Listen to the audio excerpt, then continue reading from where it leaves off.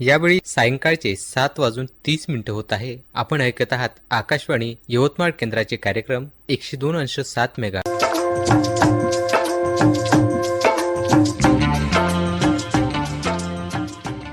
प्रसारित करीत आहो शेतकरी बंधू आणि भगिनींचा कार्यक्रम किसान वाणी. किसान वाणी. किसान वाणी बहर कृषी तंत्रज्ञानाचा. प्रधानमंत्री शेतकरी मानधन योजना. मिळेल पेन्शनचा आधार, शेतकरी नाराही निराधार, सुखाशी नात जोडले जाई, म्हातारपण खुशाल होई, सुरक्षित होई अन्नदाता, सुरक्षित होई अन्नदाता. प्रधानमंत्री शेतकरी मानधन योजनेनं लघु आणि सीमांत शेतकऱ्यांचं भविष्य होईल सुरक्षित. आणि 60 वर्ष वयापासून 3,000 रुपयांची मासिक पेन्शन होईल सुनिश्चित. 55 रुपये ते 200 रुपयापर्यंत मासिक हप्ता देऊन प्रवेश करू शकतात 18 ते 40 वर्ष वयाचे शेतकरी. या अंशदायी योजनेत सरकार देईल बरोबरीचे योगदान. सर्व शेतकरी बंधू भगिनींनी या योजनेच्या लाभाकरिता जनसेवा केंद्रात जावे आणि आपले निशुल्क नोंदणीकरण करावे. प्रधानमंत्री शेतकरी मानधन योजना, अन्नदात्याच्या परिश्रमाचा आधार, पेन्शन त्याचं भविष्य सुरक्षित साकार. कृषी आणि शेतकरी कल्याण मंत्रालयातर्फे जनहितार्थ जारी.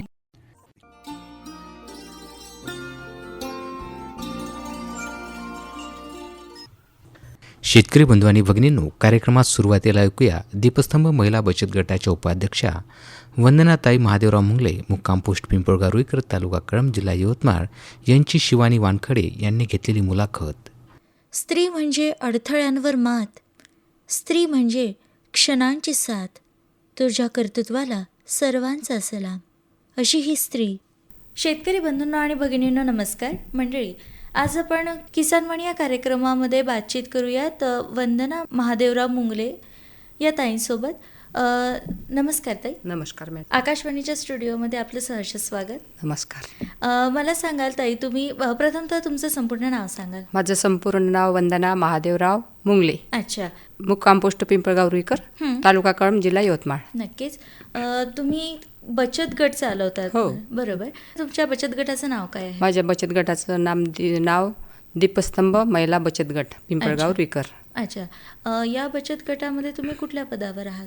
मी सचिव या पदावर आहे. नक्कीच. दीपस्तंभ महिला बचत गट कधी, या बचत गटाची सुरुवात कधी झाली? आम्ही या बचत गटाची सुरुवात 2010 मध्ये केली. अच्छा. 30 जानेवारी 2010 मध्ये. अच्छा. इतके वर्ष झालेत हा बचत गट चालू आहे, तर तुम्ही सुरुवातीपासूनच सचिव पदावर आहात की? हो, सर्व सुरुवातीपासूनच आहे. अच्छा. सचिव पद म्हणजे नेमकं काय, म्हणजे काय कार्य असतं सचिवाचं, याविषयी आपण काय सांगा? सचिव पद म्हणजे आलेल्या सगळ्याचा अध्यक्ष साईनचं काम करतो, बाकीचे सगळे कारभार ह्या सचिवालाच बघावं लागतात. त्याच्यामुळं मी सचिव आहे आणि ते बाकीचे सगळे कामं मी बघतो. बरं ताई, मला सांगाल की पिंपळगाव रुईकर इथे तुम्ही राहत आहात, तर किती वर्ष झाले? माझं लहानपण म्हणजे माझं सासरही तेच आहे आणि माहेर तेच आहे. अच्छा अच्छा. म्हणजे पूर्ण माझं सगळं तिथेच गेलेलं आहे, पिंपळगाव येथेच. नक्की. ताई, तुमचं शिक्षण किती झालं? माझं शिक्षण मी 1980ला 10वा वर्ग पास झाली. अच्छा. हां. आणि त्यानंतर मग शिकावंसं नाही वाटलं का? शिकाव मॅडम, असं काय शिक्षणाचं स्रोत आमच्या इथे तालुका लेवलला होतं. बरोबर. त्याच्यामुळं मग तिथे काही जाऊ शकली नाही मी तालुकापर्यंत, पण 10वा वर्ग शिकली. अच्छा. नक्कीच. तुम्हाला का वाटलं की महिला बचत गटामध्ये सहभागी व्हावं? त्याच्यापूर्वी मी काहीतरी काम करतच होती. गाव पातळीवर कोणते सामाजिक कार्य करायचे, हे करायचे ते करायचे. त्यामुळं मग आम्ही शेतकरी महिला शेतात जायचो, तर मग त्या महिला म्हणायच्या आपण बचत गट स्थापन करू. तर मी म्हटलं करा बा, काही हरकत नाही करायला. मग ते झाला ठराव समजा शेतात महिलांचा. मग म्हटलं तुम्ही, म्हणजे आता नवीन पोरीचं काम असते अध्यक्ष सचिवपणाचं, आपल्यासारख्याचं काही काम नव्हतं. होती मी पहिले, याच्या आधी बचत गट होता एक, म्हणजे खूप दिवसाआधी बचत गट स्थापन केला होता, त्याच्यात मी अध्यक्ष होती. तर मग ते मी म्हटलं मी काय अध्यक्ष सचिव होत नाही, तुम्ही ज्याला हुशार लागत ते होत असाल व्हा.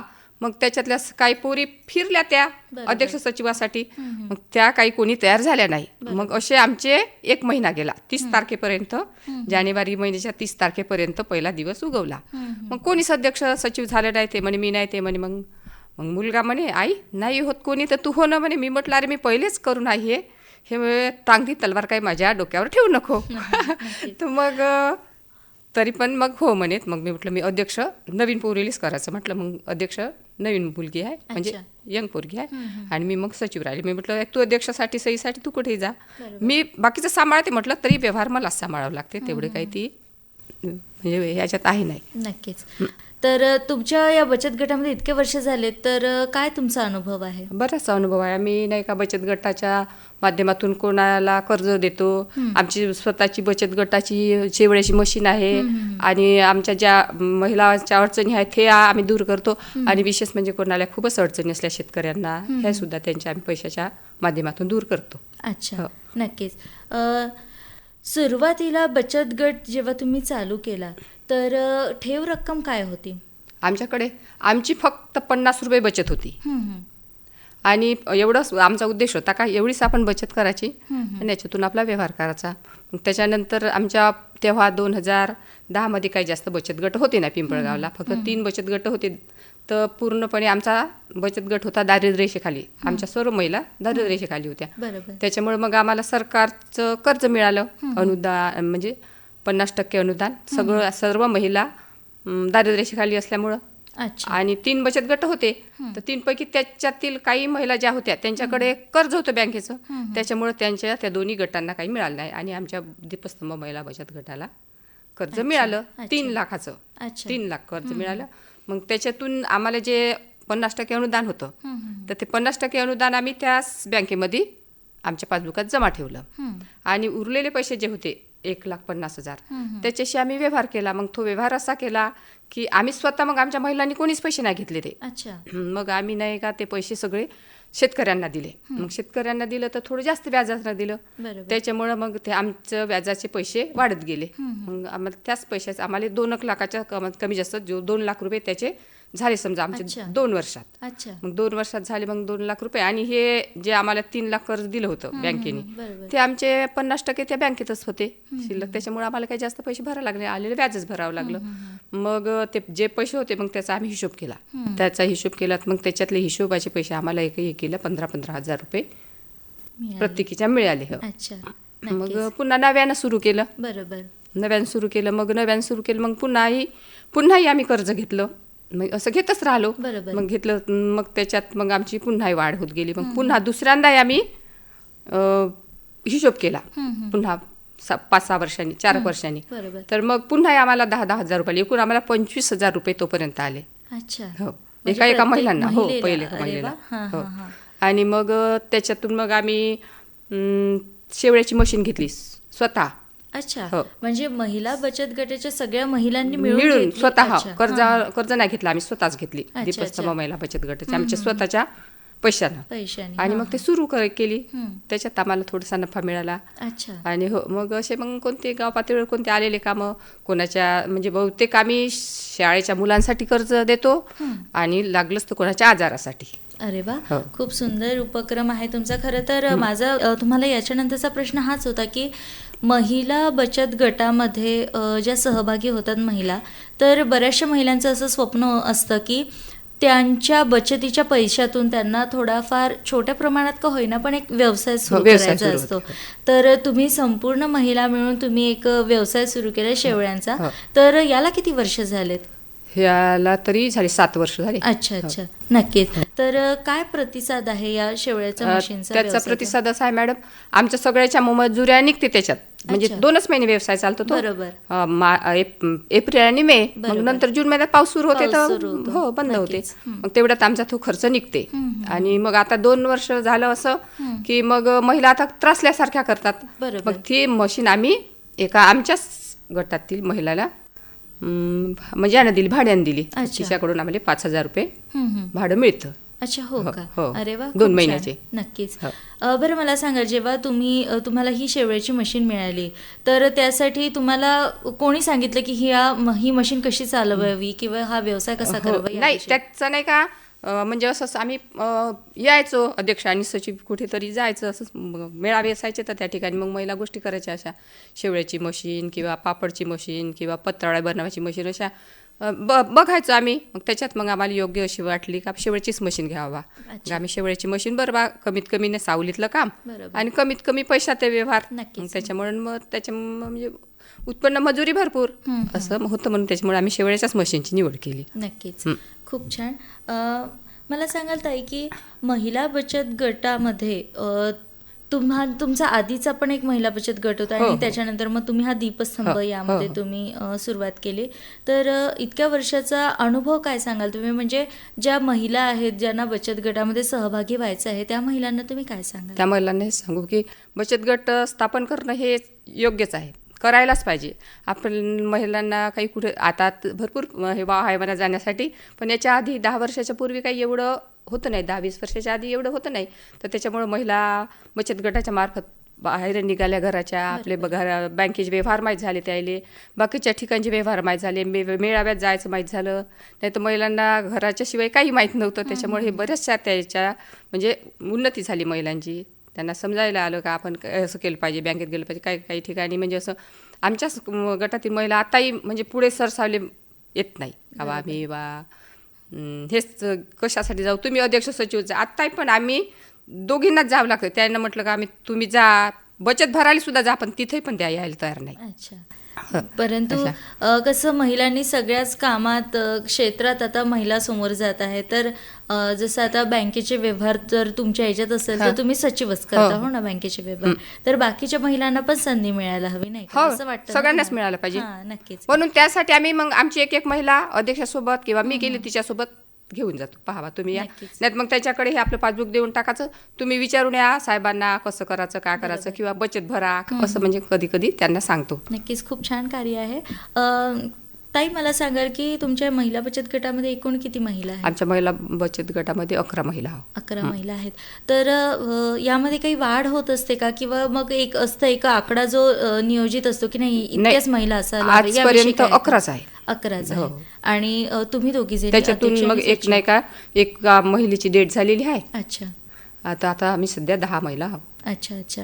नक्कीच. बरं, तुमच्या अजून महिला बचत गटामध्ये ज्या तुम्ही सगळ्या महिला आहेत तर सगळ्यांनी मिळून ते शेवळ्याची मशीन एक घेतलेलीच आहे, परंतु स्वतःचा एक सेपरेट असा व्यवसाय कोणी चालू केलेला आहे का? नाही, शेतकरी महिला आहे ना, मग शेतातच जातात त्या. अच्छा. म्हणजे तुमच्या महिला बचत गटामध्ये सगळ्या शेतकरी महिला आहेत, म्हणजे तुम्ही सुद्धा शेतात काम करता? हो, मी शेतात काम करते. तर काय काय काम करतात आई तुम्ही शेतात? सगळेच कामं करायला लागते बाई, डोबणीपासून तर निंदण खुरमणीपासून तर कापूस वेचण्यापर्यंत सगळेच कामं सगळ्याच महिलांना करता येते. नक्कीच.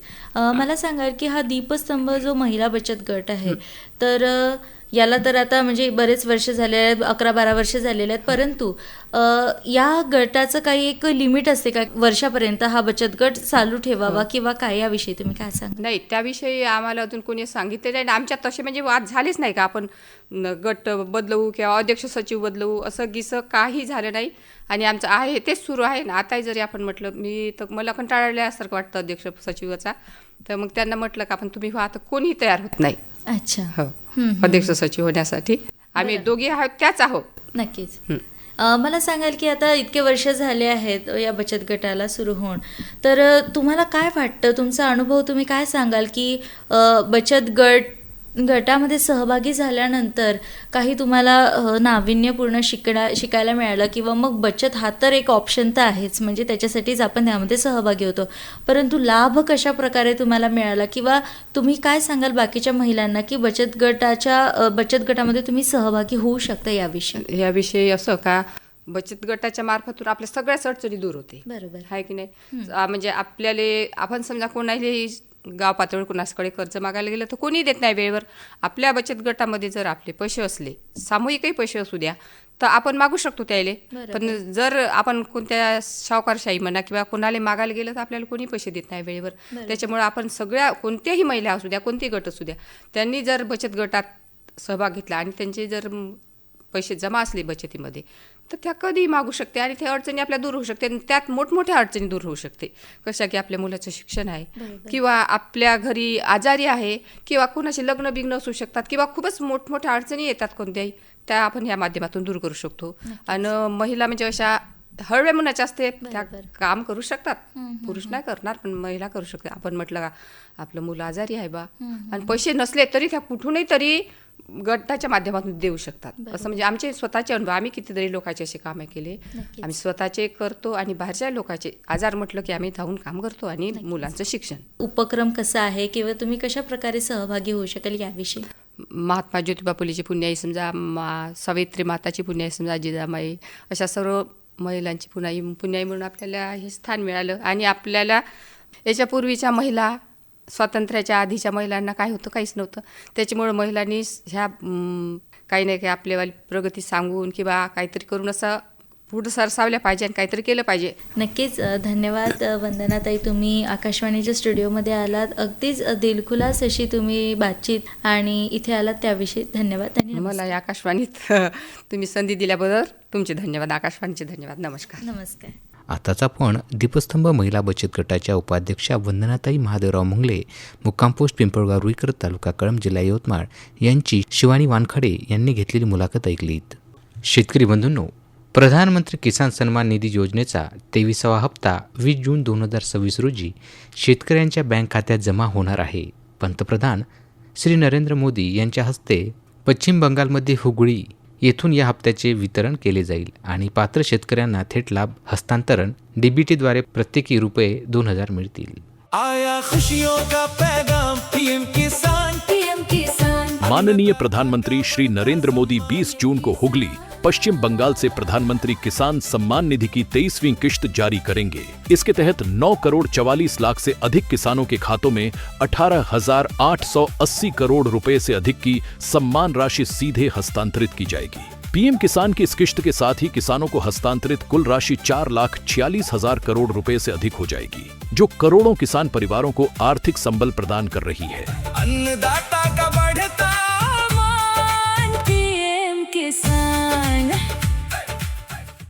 हर जोखिम से निकल कर फसल आए, सुरक्षित हो जाए. फसल बीमा से हर किसान अब आत्मनिर्भर हो जाए. संकट के समय प्रधानमंत्री फसल बीमा योजना किसानों के लिए वरदान है.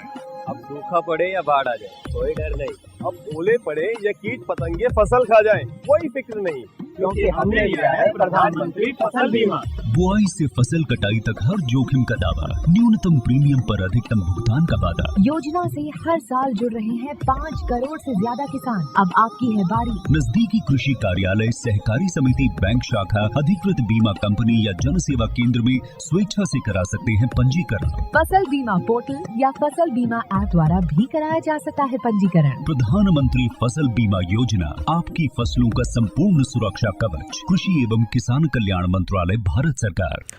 मंडळी, आंतरराष्ट्रीय योगा दिन दरवर्षी 21 जून रोजी जगभरात साजरा केला जातो. योगाचे शारीरिक, मानसिक आणि आध्यात्मिक फायदे याविषयी लोकांमध्ये जागरूकता निर्माण करणे हा या दिवसाचा मुख्य उद्देश. भारताचे पंतप्रधान नरेंद्र मोदी यांनी सप्टेंबर 2014मध्ये संयुक्त राष्ट्राच्या महासभेत 21 जून रोजी योग दिवस साजरा करण्याचा प्रस्ताव मांडला होता. त्यानंतर डिसेंबर 2014मध्ये याला मान्यता मिळाली आणि 21 जून 2015 रोजी पहिला जागतिक योगा दिन जगभर साजरा करण्यात आला. 21 जून हा वर्षातील सर्वात मोठा दिवस असतो. या दिवशी सूर्य लवकर उगवतो आणि जास्त वेळ प्रकाशात असतो, ज्यामुळे योगासने करण्यासाठी हा दिवस अत्यंत शुभ आणि योग्य मानला जातो. मानवी जीवनात योगाचे महत्त्व अनन्यसाधारण आहे. नियमित योगासने, प्राणायाम आणि ध्यान केल्याने तणाव कमी होतो, शारीरिक लवचिकता वाढते आणि संपूर्ण आरोग्य सुधारते.